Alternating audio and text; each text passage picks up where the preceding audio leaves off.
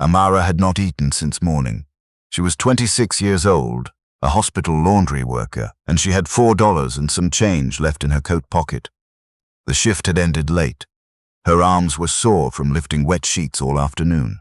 Outside the hospital, the November wind came in hard and cold, the kind that didn't ask permission before it found the gaps in your jacket. She was walking to the bus stop on Carling Avenue when she saw the old woman. The woman was sitting on the low concrete ledge outside a closed pharmacy. She wore a long wool coat that might have been green once. Her shoes were thin. She was not begging. She was not sleeping. She was just sitting very still, looking at the ground in front of her, the way people do when they have run out of ideas. Amara slowed her pace. She looked around. People walked past without stopping. A man glanced at the old woman and then looked at his phone. Who sits alone outside a closed pharmacy at 9 o'clock on a Thursday night in November? And why was there no one with her? And where did she come from? Amara stopped walking. She stood there for a moment. The bus would come in 11 minutes. She had just enough fare. If she missed it, the next one was 40 minutes away, and she had work again at 6 in the morning. She walked over anyway. "Excuse me," Amara said, bending slightly. "Are you all right?" The woman looked up slowly. Her eyes were sharp and clear, not confused, not ill-looking, just tired. The kind of tired that comes from too much happening in too short a time. "I am not sure," the woman said quietly. Her voice had a West African lilt to it, soft but certain, the kind of voice that had once given clear directions and expected them to be followed. Amara crouched down beside her. "What happened? Can I call someone for you?" The woman looked at her hands. "My bag was taken," she said. "On the bus. A young man. He took it and ran." She paused. "My phone was in it, my daughter's address. Everything." Amara felt the cold settle into her knees where they touched the pavement. "When did this happen?" 2 hours ago. Maybe 3. The woman shook her head. "I have been sitting here trying to remember the address. I cannot. I only have it written on a paper, and the paper was in the bag. Do you know your daughter's phone number?" "She changed her number 3 months ago. I did not write the new one down. I thought I would remember." A pause. "I am not as young as I used to be." Amara looked at the woman. She was perhaps 70, maybe a little older. Her hands were steady. Her back was straight, despite everything. "Do you have any family in the city? Anyone else I can try to reach?" "Only my daughter. She is the one I came to visit." The bus stop display blinked. 8 minutes. Amara thought about her apartment. It was a bachelor unit in Nepean. 20 minutes on the bus. It was small and not particularly warm, because the radiator on the far wall had been unreliable since October. She had leftover jollof rice in the refrigerator and half a loaf of bread. She thought about her mother back home, who had taken in 2 neighbors' children during a flood when Amara was 9 years old, without asking anyone's permission, without making an announcement. She had just done it. "You cannot sit out here," Amara said. "Come with me tonight. We will find your daughter in the morning." The woman looked at her for a long moment. "You do not know me. I know you're cold," Amara said simply. Something shifted in the old woman's face. Not surprise exactly, more like recognition. Like she had been waiting to see if someone would say exactly that. "My name is Celeste," the woman said. "I am Amara." They took the bus together. Amara's apartment was small enough that you could see the whole of it from the front door. A bed, a small table with 2 chairs, a kitchen that was really just a counter and a stove, but it was clean, and the rice was still good, and Amara found an extra blanket in the closet that she had forgotten about. Celeste ate slowly and with dignity. She did not make comments about the size of the apartment or ask unnecessary questions. She thanked Amara twice, once when the food was placed in front of her, and once when she was shown where she would sleep. Later, while Amara sat on the floor with her back against the wall, she listened to Celeste breathing even out into sleep. The room was quiet except for the radiator clicking and the occasional sound of a car outside. Amara thought about the woman's daughter. Whoever she was somewhere in this city tonight, not knowing that her mother was sitting on a concrete ledge in the cold. Not knowing that a stranger had brought her in. There was something heavy about that. A person could be right there in the same city as someone they loved and still be completely unreachable. She hoped the daughter was not panicking. She hoped she was. Across the cities, on the 14th floor of a glass office tower on Bank Street, a woman named Delphine was standing at the window of her office and not looking at the skyline. She was looking at her phone. She had called the number 4 times. Each time, it rang through to a voicemail that was full and could not receive messages. Her mother had landed at the airport that afternoon.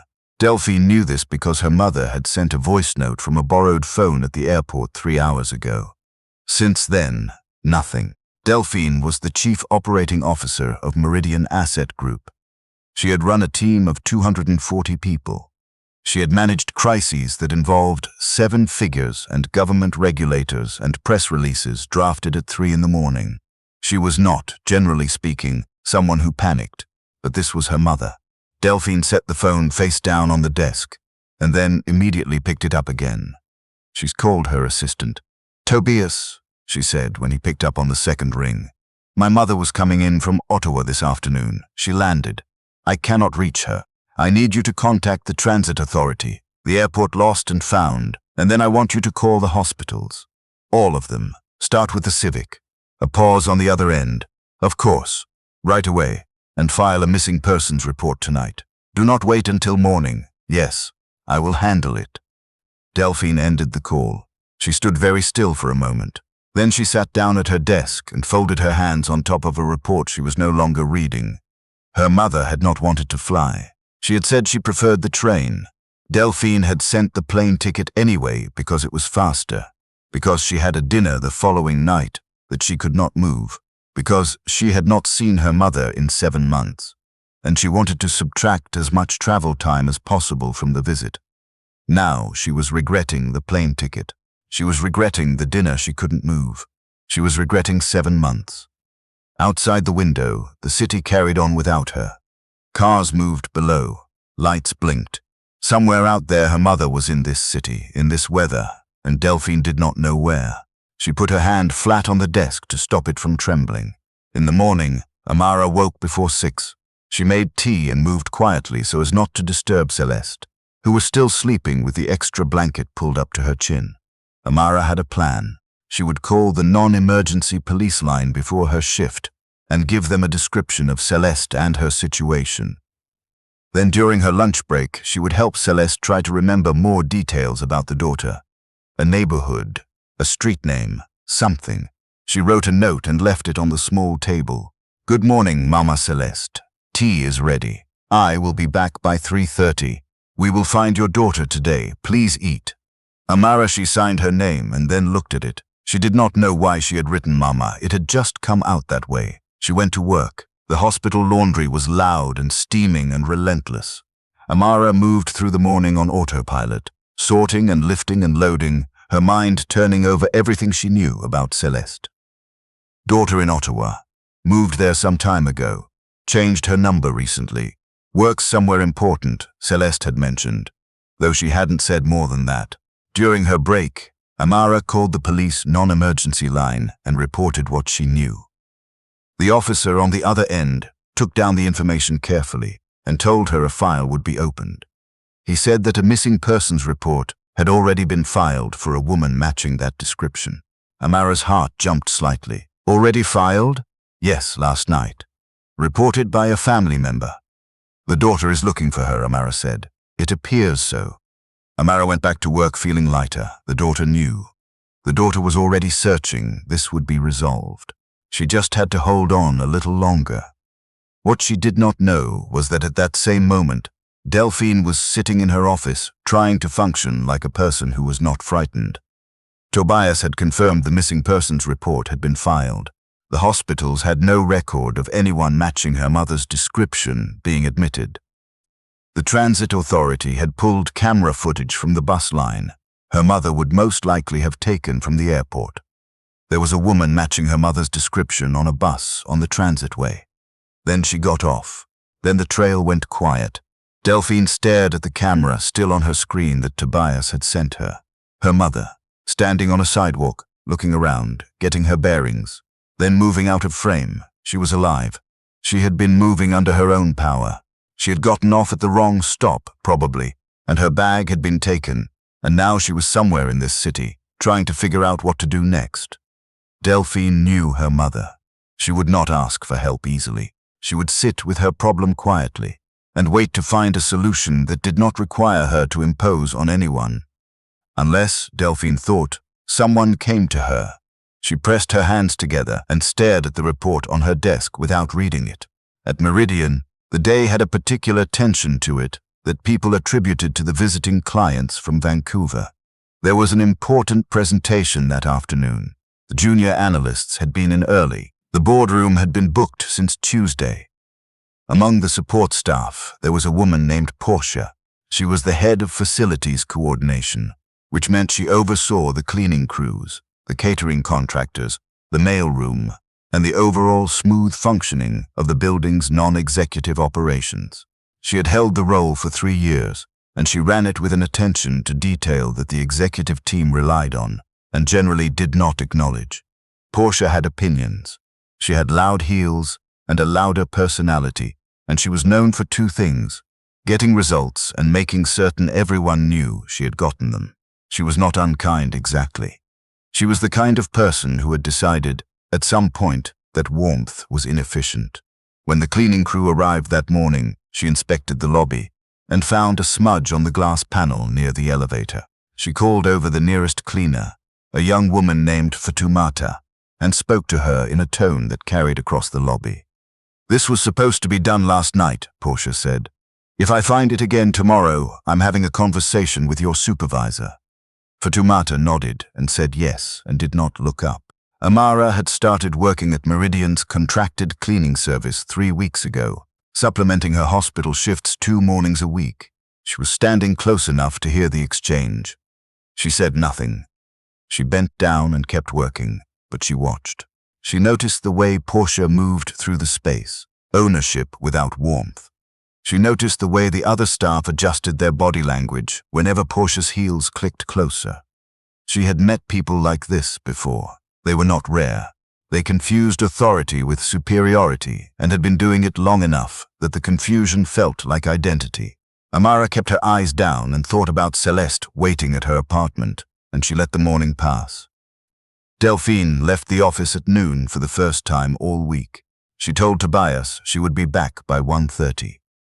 She walked to the nearest police district office to speak directly with the officer managing her mother's file, because she was not able to sit still for 1 more hour in that building. She was walking back when she saw it, a photocopied flyer, taped to the glass of a coffee shop near the intersection of Laurier and Metcalfe. She had printed and distributed 40 of them the previous night, asking Tobias to handle the West End while she took the downtown core. A phone number, her mother's photograph, the word missing. She stood in front of the flyer for a moment. She had chosen that photo specifically. Her mother at a garden party last summer, wearing a yellow headscarf, smiling directly at the camera. It was the most recent one she had where her mother looked like herself.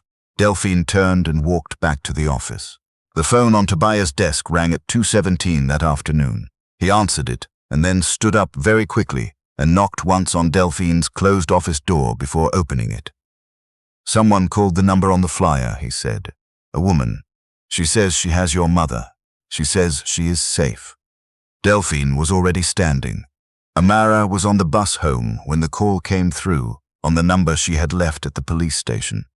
A man's voice, formal but not unkind, told her that the family of the missing woman had been reached and that the daughter would be coming to collect her mother. Amara sat very still with the phone against her ear. She had not expected it to happen this fast. She got off 1 stop early and walked the rest of the way home, and when she opened the door, Celeste was sitting at the small table with a cup of tea, and she looked up with the same clear, steady eyes. "Any news?" Celeste asked. "Your daughter is coming," Amara said. Celeste set the cup down very carefully. She breathed in through her nose and out through her mouth, the way people do when they are trying not to cry immediately. "She found me?" Celeste asked. "She has been looking since last night," Amara said. Celeste pressed her lips together. She nodded once. She picked up the cup of tea and held it with both hands and said nothing for a long moment. "She worries too much," Celeste said finally. But she was smiling. 35 minutes later, a car pulled up outside. Amara saw it from the window, a dark sedan, not flashy, but clearly not cheap either. A woman stepped out, tall. She was wearing a coat that fit properly, which sounds like a small thing but isn't. She walked fast, the way people walk when they have been walking fast for 2 days and cannot stop yet. Amara buzzed her up. When the door opened and Celeste looked at her daughter and said, "My child," in a voice that held everything she hadn't been able to say for 2 days, Amara stepped back and looked at the wall. Some moments do not need a witness. When they had finished holding each other, Delphine turned and looked at Amara properly for the first time. She was not what Delphine had expected. She was young, mid-20s, maybe. She was still in her work clothes from the hospital, a faded blue set of scrubs under a parka. She looked tired, but she was standing straight and looking back at Delphine with a directness that was not aggressive, just present. "You brought her in," Delphine said. It was not quite a question. "She was outside in the cold," Amara said, simply. Delphine looked around the apartment, the small table, the 2 chairs, the extra blanket folded neatly at the end of the bed. She looked at the note still sitting on the table. "Good morning, Mama Celeste." She had to look away for a moment. "Please come with us," Delphine said. Amara blinked. "I'm fine here, thank you." "My mother wants you to come," Delphine said. Then, more quietly, "I want you to come."